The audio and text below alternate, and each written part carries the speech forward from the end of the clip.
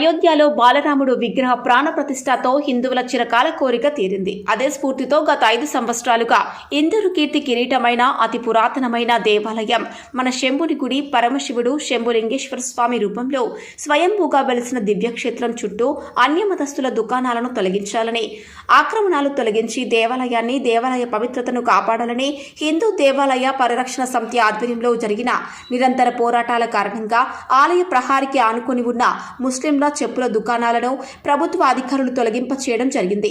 కేవలం చెప్పుల దుకాణాలు మాత్రమే కాదు, అన్య మతస్థుల దుకాణ సముదాయాలు మొత్తం తొలగించి ఆలయ పవిత్రను కాపాడాలని మరో మహోన్నతమైన పోరాటానికి హిందూ దేవాలయ పరిరక్షణ సమితి సిద్ధమైందని తెలిపారు.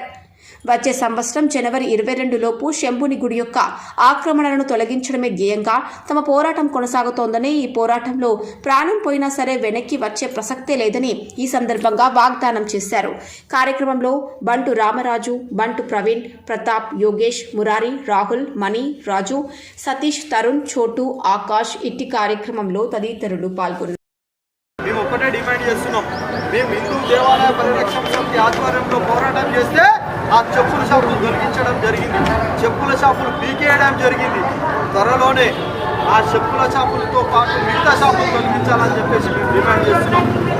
రాముడి మీద ఒట్టేసి చెప్తున్నాం, చెప్పుని దేవుడి మీద ఒట్టేసి చెప్తున్నాం.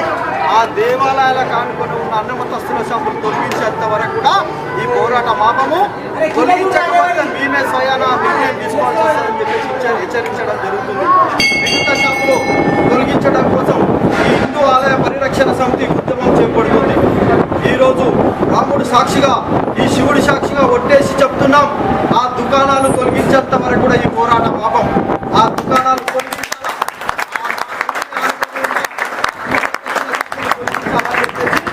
హెచ్చరిస్తున్నాం.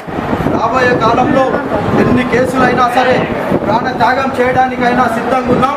ఆ షాపుల్ని తొలగించేంత వరకు పోరాటం ఆపమని చెప్పేసి హెచ్చరించడం. ఇందూరు జిల్లాలో అనేక దేవాలయాల భూముల ఆస్తులు కాపాడడం కోసం ఈ దేవాలయ సంబంధించిన ఆక్యుపై చేసిన ఆ భూములని కాపాడాలని చెప్పేసి, కంఠేశ్వర్లో అక్రమ నిర్మాణాలు తొలగించడం కోసం చెప్పేసి ఈ ఉద్యమం చేస్తున్నాం. భారత్ మాతాకి జై శ్రీరామ్.